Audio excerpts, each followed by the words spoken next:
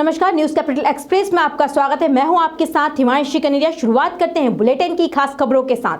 मध्य प्रदेश के सहकारिता समिति के कर्मचारी पहुंचे मंत्री अरविंद सिंह भदौरिया के निवास पर। अपनी 4 सूत्री मांगों को लेकर सहकारिता समिति के कर्मचारी मंत्री अरविंद सिंह भदौरिया के निवास पर दे रहे हैं धरना।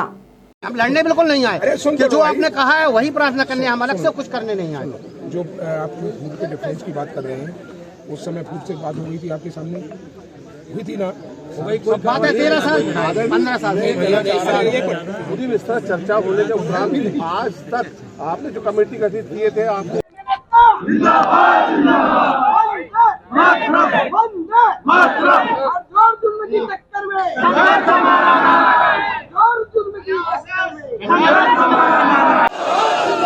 हम सब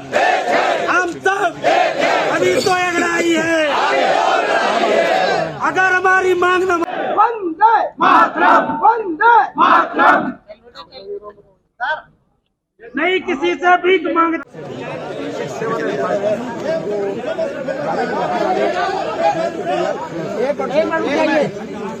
डायरेक्ट भर्ती वाले को सुनना कि नियुक्ति आदेश, आपके नियुक्ति आदेश जारी होने के बाद हमें आदेश चाहिए। आदेश चाहिए। अरे सुन बोलो, लिखित में मिलेगा। हाँ, दूसरा जो ये प्रक्रिया में जो संशोधन था 60% वाले, हाँ भारत माता की, भारत माता की। हम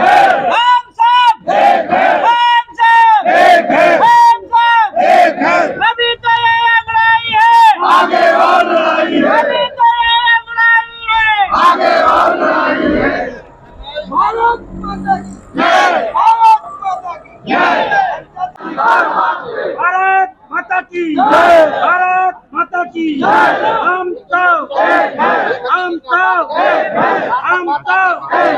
अभी तो अगड़ाई है, अभी तो अगड़ाई है। भारत माता की। सरकारी कर्मचारी एकता जिंदाबाद, सरकारी कर्मचारी एकता जिंदाबाद। यादव, कारवां प्रदेश अध्यक्ष, मध्य प्रदेश सहकारिता समिति कर्मचारी महासंघ भोपाल। किन मांगों को लेकर आप प्रदर्शन कर रहे हैं? हमारी 4 सूत्री मांगों को लेकर यहाँ आज माननीय मंत्री जी के बंगले के सामने हम लोग धरना प्रदर्शन कर रहे हैं। क्योंकि पहली मांगे हमारी ये है कि पूर्व से ही समझौते के अनुसार आज तक शासन प्रशासन ने हमारे कर्मचारियों को कोई वेतनमान की बात हुई थी, आज तक वेतनमान नहीं दिया है। क्योंकि कई बार हमें आश्वासित किया गया था, वेतनमान से वंचित रहे हैं। दूसरी मांग है हमारी कि 60% अभी केडर में जो भर्ती होनी है उनके नियमों में शिथिलता के और एवं संशोधन के लिए समझौते हुए थे, किंतु आज पर्यंत तक संशोधन नहीं किए गए हैं। तीसरी बात ये है कि कोरोना काल में हमारे विक्रेता साथियों द्वारा पीडीएस के माध्यम से खाद्यान्न जो वितरण किया गया था वो आज भी पीओएस मशीन में वो स्टॉक बरकरार है, जिसकी वजह से अधिकारियों द्वारा हमारे विक्रेताओं पर कार्रवाई की जा रही है। और समझौते के अनुसार कहा गया था कि पॉस मशीन से मिलान किया जाकर खाद्यान्न घटाया जाएगा, किंतु आज पर्यंत तक खाद्यान्न भी नहीं घटाया गया है। ऐसी और भी बहुत सारी मांगे हैं, किंतु मुख्य मांगों को लेकर हम आज माननीय मंत्री जी के बंगले के सामने धरना प्रदर्शन कर रहे हैं। आपकी मंत्री से मुलाकात हुई? आज तो नहीं हुई, इसके पूर्व में 10 बार हमारी माननीय मंत्री जी से मुलाकात हुई है। माननीय मंत्री द्वारा हमें आश्वासित भी किया गया था, किंतु वादे पूरे आज तक नहीं किए गए। अब आप अगला कदम क्या उठाएंगे? अगर हमारी मांगे हमें आदेश नहीं दिए जाते हैं या आदेश प्रसारित नहीं किए जाते हैं तो रणनीति के साथ हमारा महासंघ आंदोलन जारी रखेगा। उस प्रकार की सहमति अभी मैंने पहले भी कहा कि इनकी 2 मांग थी कि सक्षम अधिकारी कौन इनकी भर्ती के लिए, तो सक्षम अधिकारी इनका बोर्ड ऑफ डायरेक्टर्स के लिए इनकी डिमांड थी, वो माननीय निर्देश दे रहे हैं। और दूसरा 40% जो सीधी भर्ती हो रही है उसको बाद में की जाए, पहले इनको भर्ती की जाए। वेतन विसंगति के लिए जो फूड के साथ बैठक है ना वो आगे होगी, क्योंकि वरिष्ठ अधिकारी वरिष्ठ मंत्रियों की बैठक होगी, उसमें आज जो 2 प्रमुख मांगे उसके लिए तो बात हो गई है ना, तो वो आज संभव कर जाएगा। सर, इनका कहना है कि ऑर्डर्स पहले भी निकाले गए थे पर जिलों तक नहीं पहुंचे। आपको पूरा पता नहीं। पहले भी बैठकें हो चुकी है। नहीं, अब इस सब्जेक्ट पे पहले चर्चा हुई है, लेकिन वो उसका क्लैरिफिकेशन चाह रहे थे जो आज हो रहा है। ठीक। हबीबगंज थाने में पदस्थ एसआई संजय सिंह के गलत व्यवहार और आपत्तिजनक अभद्र भाषा का उपयोग किया गया। वकीलों के लिए आज वकीलों ने कमिश्नर कार्यालय पहुंचकर शिकायत दर्ज कराई एसआई संजय के खिलाफ।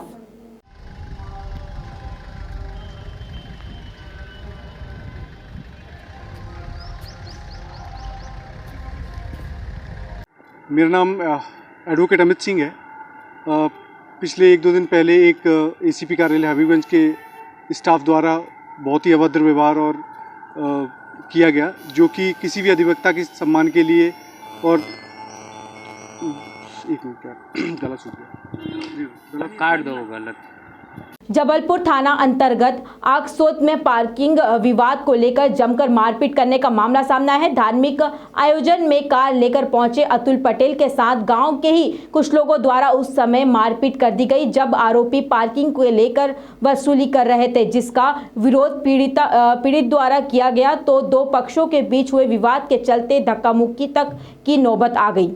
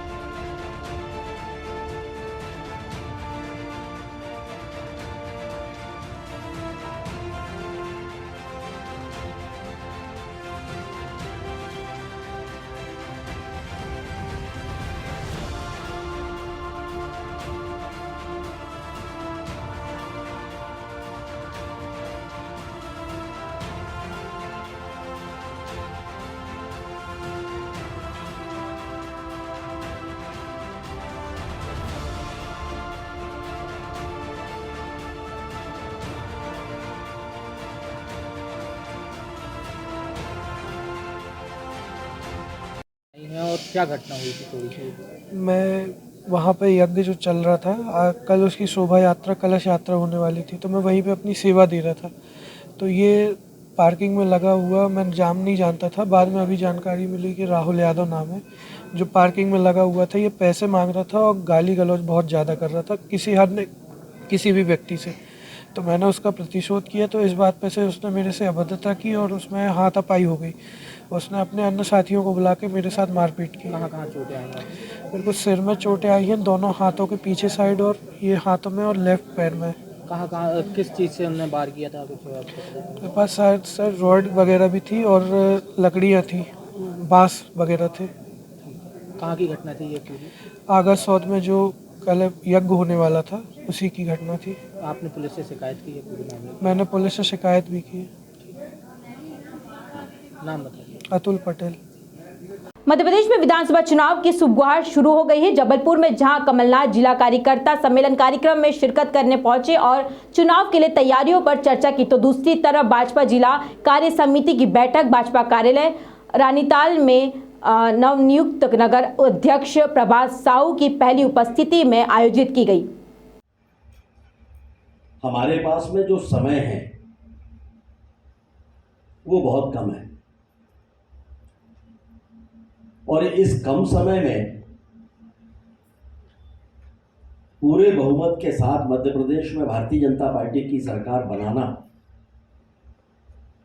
ये हम सभी कार्यकर्ताओं की जिम्मेदारी है। हम ये भी जानते हैं कि कहने को चुनाव नगर निगम का हो, विधानसभा का हो या लोकसभा का हो, चुनाव अंततः मतदान केंद्र पर होता है, बूथ पर होता है। भारत माता की जय। लगना चाहिए कि हम चुनावी तैयारियों में उतर चुके हैं। भारत माता की जय।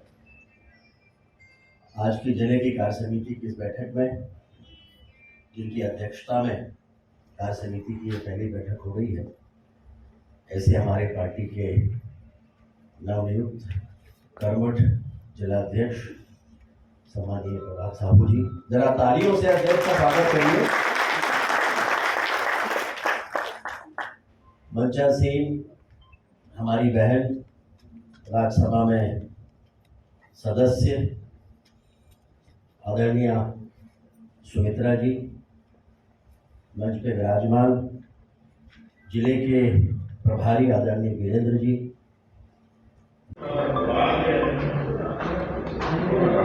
जी भैया। हमारे यहाँ ये व्यवस्था है कि राष्ट्रीय कार्य समिति के ठीक बाद हमारी प्रदेश की कार्य समिति की बैठक होती है, फिर जिले की कार्य समिति की बैठक होती है, फिर मंडलीय कार्य समिति की बैठक होती है। ये एक सीक्वेंस से हमारी बैठकें होती है। प्रदेश कार्य समिति की बैठक हुई, रूटीन में आज हमारी जिले की कार्य समिति की बैठक है और उसके बाद ठीक बाद 21-22 से हमारी मंडलों की बैठकें शुरू हो जाएंगी। तो जो प्रदेश से कार्यक्रम आए हैं, आज उस विषय पर चर्चा करेंगे, सारे लोगों से बातचीत करेंगे।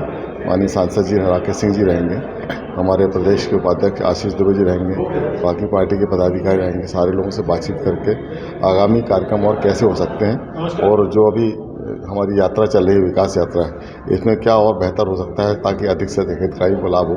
इन सभी विषयों पर चर्चा होगी और उसके बाद कोई निराकरण, कोई कार्यक्रम तय होंगे। जबलपुर के धमापुर थाने का एक वीडियो सोशल मीडिया पर वायरल हो रहा है। वायरल वीडियो में 2 युवक मिलकर एक युवक के साथ मारपीट करते हुए उसे चाकू मार रहे हैं। वायरल वीडियो की जानकारी लगने के बाद धमापुर थाना पुलिस ने इसे संज्ञान में ले लिया और हमला करने वाले दोनों युवक को खिलाफ मामला दर्ज कर लिया है। उन्हें राउंड ऑफ कर लिया गया है।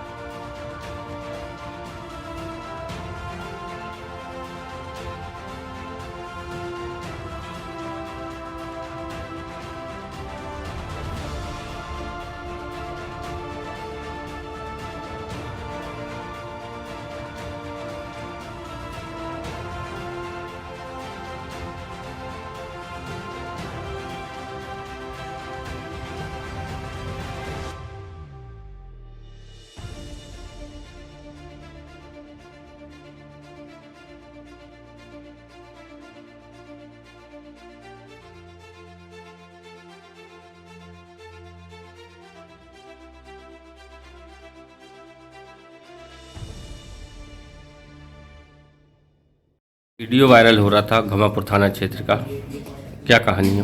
इसमें एक वीडियो वायरल हुआ था जो थाना घमापुर से रिलेटेड था। इसका ये मैटर पुलिस के संज्ञान में आने पर तत्काल आरोपी के विरुद्ध हमने अपराध पंजीबद्ध करके इन्वेस्टिगेशन स्टार्ट किया। उसमें 2 आरोपी थे, दोनों आरोपी को राउंड अप किया जा चुका है। आरोपी का कोई बैकग्राउंड है पुराना? इसमें अभी इन्वेस्टिगेशन अपना जारी है और जो भी और आगे इसमें आएगा साक्ष्य, उसके आधार पर हम आगे कार्रवाई करेंगे। बरेला थाना क्षेत्र के रहने वाले एक युवक ने जहरीली वस्तु का सेवन कर लिया है। युवक की हालत जब ज्यादा खराब होने लगी और जब परिवार के लोगों को उसके द्वारा जहर खाने की जानकारी मिली तो वे तत्काल ही उसे नेताजी सुभाष चंद्र बोस मेडिकल अस्पताल लेकर पहुंचे, जहां युवक का इलाज किया जा रहा था। लेकिन गत रात युवक ने दम तोड़ दिया। मेडिकल प्रबंधक द्वारा युवक के जहर खाकर हुई मौत की सूचना बरेला थाना पुलिस को दे दी गई। आज दिनांक 20/2/2023 को मेडिकल कॉलेज के बाडवाए पवन कुमार पारोचिया ने सूचना दी कि लटोरी झारिया पिता पन्नालाल झारिया उम्र 35 साल निवासी ग्राम पिड़रई चहचरी थाना बरेला जबलपुर के द्वारा कल दिनांक 19/2/2023 के 7:30 बजे शाम को मेडिकल कॉलेज जबलपुर गया था जहरीली वस्तु का सेवन करके, जिसकी मृत्यु हो गई है इलाज के दौरान। इस पर आज मर्ग पंचनामा कायम कर जांच में लिया और कार्रवाई करने के लिए मेडिकल कॉलेज जा रहे हैं। आज दिनांक डिंडोरी जिले के बजाग जनपद के ग्राम पंचायत कोकड़िया के जिम्मेदारों ने 8,34,699 की लागत से पुलिया को बिना वेस्ट डाले ही पुलिया का निर्माण कर दिया है। मामले को लेकर गांव के जागरूक ग्रामीण ने प्रशासन से घटिया पुलिया निर्माण की जांच कर कार्रवाई की मांग कर रहे हैं। क्या नाम है आपका और ये कौन सी गांव है, कौन सी ग्राम पंचायत है ये? मेरा नाम हरिराम, ग्राम कंवरिया, दरमंदा टोला से हूँ। यहाँ पे पुलिया का निर्माण कार्य हुआ था। वो पुलिया में सर जी ये बेस नहीं डला है, नीचे थोड़ा 1 इंच है वहाँ। नहीं तो बिगर उसमें देखा जा रहा है कि बिगर बेस के उन्होंने पुलिया बना दी। आप लोग गांव के हो और उसी रोड में आपको उसी पुल में चलना है, आप लोग उनसे बोले नहीं? नहीं, उसको नहीं बोल पाए सर जी। ये कौन बनाया है ये? उसको ग्राम पंचायत सरपंच से? हाँ, ग्राम पंचायत से सरपंच बनाया है, सचिव। तो ऐसे में तो बरसात में बरसात पूरा में भसक जाएगा सर जी। भसक जाएगा जी। वो रोड मतलब पुल चल ही नहीं पाएगा? नहीं चल पाएगा। क्या चाहते हैं आप? आपको बनवाने चाहते हैं, अच्छे से बनना चाहिए। अच्छे से बनना चाहिए ना भाई, जो बन रहे हैं तो लागत। कभी उपयंत्री आया है यहाँ पे? ये पता नहीं सर जी। मतलब उपयंत्री नहीं आया होगा, इसलिए वो ऐसा काम वैसा है हुआ है। उपयंत्री आ जाते तो अच्छे से बन जाता। हमारी विकास यात्रा निरंतर जारी है। मुझे बताते हुए खुशी हो रही है कि विकास यात्रा में अब तक 27,421 लोकार्पण, जिन्हें विकास दिखाई नहीं देता मैं उन्हें दिखा रहा हूं। लोकार्पण का मतलब है जो काम पूरे हो गए हैं उन्हें जनता को समर्पित करना है। 27,421 लोकार्पण और शिलान्यास, जो काम स्वीकृत हैं उनके शिलान्यास किए गए हैं। पाइप से पानी ले जाएंगे और किसान के खेत में आउटलेट दे देंगे। तो इसमें मध्य प्रदेश अब देश में नंबर 1 का राज्य है। मैं सभी प्रदेशवासियों को बधाई देता हूं। सिंचाई, पेयजल और उद्योगों के लिए जल संसाधनों के अधिकतम उपयोग में मध्य प्रदेश को प्रथम पुरस्कार मिला है। और सिंचाई की क्षमता भी हमारी 7 लाख हेक्टेयर से बढ़ के अब 45 लाख हेक्टेयर हो गई है और 65 लाख हेक्टेयर तक हमको इसको ले जाना है। प्रदेश की जनता को बधाई। हमारी विकास यात्राएं निरंतर जारी हैं। मुझे बताते हुए खुशी है कि विकास यात्रा में अब तक 27,421 लोकार्पण, जिनको विकास दिखाई नहीं देता मैं उनको दिखा रहा हूँ कि लोकार्पण का मतलब है जो काम पूरे हो गए हैं उनको जनता को समर्पित करना। तो 27,421 लोकार्पण और शिलान्यास, जो काम स्वीकृत है उनके शिलान्यास किए गए वो 20,676 हैं। और विकास यात्रा में 4,88,146 बहनों और भाइयों की समस्याओं का पॉजिटिव समाधान हुआ है। विकास की हमारी यात्रा निरंतर जारी है। मित्रों, बहुत तेज होगी तो एक अच्छा सेट बन जाए। हाँ, तो जहाँ बैठे हो पानी वगैरह की व्यवस्था हो, जो पेड़ लगाने आते हैं वो भी पानी पी लेंगे, कभी देर जल्दी हो जाती है, और मीडिया के मित्रों को भी सुविधा हो जाएगी। इसके पीछे टॉयलेट बनाना है। हाँ, तो एक टॉयलेट भी हो जाए। नहीं ठीक है, बिल्कुल। कई बार मैं थोड़ा लेट हो जाता हूँ, जब मेरी व्यस्तता कई बार ऐसी होती है कि निकलना मुश्किल हो जाता है, लोगों के बीच से थोड़ी देर लग ही जाती है। अच्छा, एक पोडियम भी अच्छा कर लेते हैं। आज नहीं, एक बार बता देना इससे बड़ा कर लेंगे। कैसे इसमें सारे आ जाए।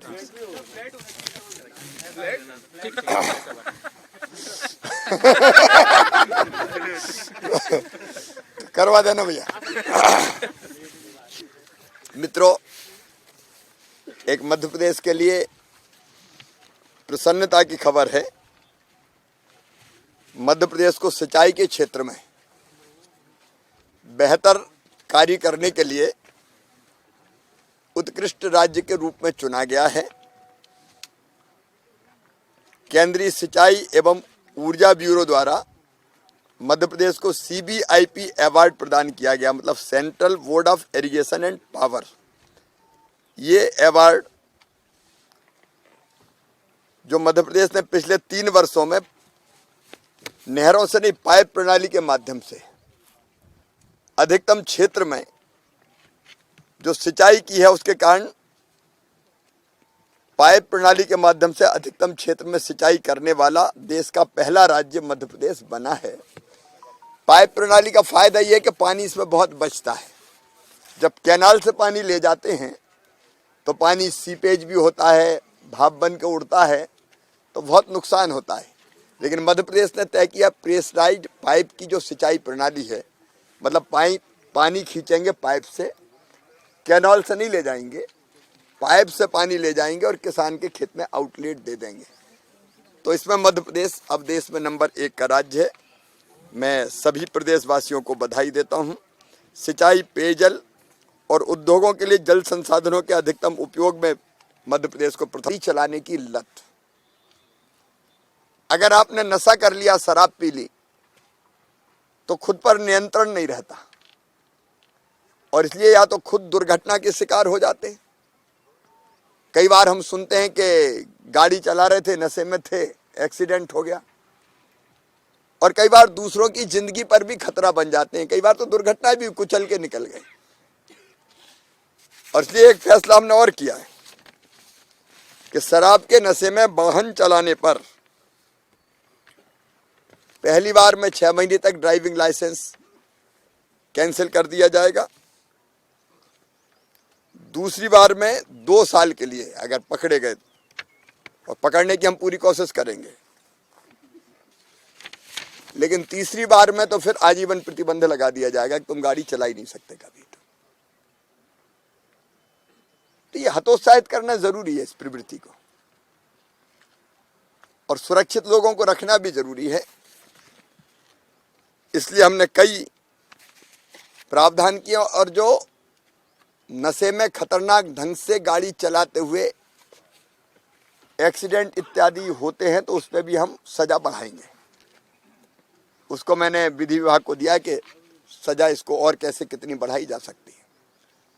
लेकिन इसके साथ साथ हमारा नशा मुक्ति अभियान भी हम और प्रखरता के साथ चलाएंगे। जनता को जागरूक करना ही, नशे के नुकसान बताना, अवेयर करना वो तरीका है जिससे हम उनसे नशा छुड़वा सकते हैं। मैं अभी भी अपनी सभाओं में नशा मुक्ति के संकल्प दिलवाता हूं, लेकिन नशा मुक्ति अभियान के लिए भी पर्याप्त धनराशि रखेंगे। प्रदेश सुरक्षित रहे, मां, बहन और बेटी का सम्मान सुरक्षित रहे, यह हमारी सर्वोच्च प्राथमिकता है। और इसलिए मध्य प्रदेश पहला राज्य था जहां हमने तय किया कि मासूम बिटिया के साथ अगर कोई दुराचार करेगा तो सीधे फांसी के फंदे पर लटकाया जाएगा, और कई को फांसी की सजा हुई है। पहले से मध्य प्रदेश में हमने ऐसी आबकारी नीति जो शराब पीने के लिए हतोत्साहित करे वो लाने का हमने प्रयास किया है। नशा एक सामाजिक बुराई है, और इसलिए मैंने मुख्यमंत्री रहते हुए तय किया था कि मध्य प्रदेश में कोई नई शराब की दुकान नहीं खोली जाएगी। पहले अक्सर ये होता था कि जब भी आबकारी नीति आती थी तो 150, 200, 300 नई शराब की दुकानें प्रस्तावित की जाती थी खोलने के लिए। हमने तय किया कि कोई शराब की दुकान नहीं खोलेंगे, इसलिए वर्षों से हमारी संख्या स्थिर है।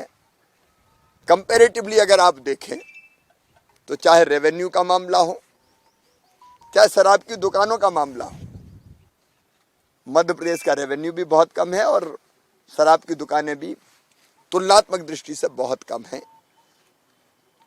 हमने कल एक और फैसला किया।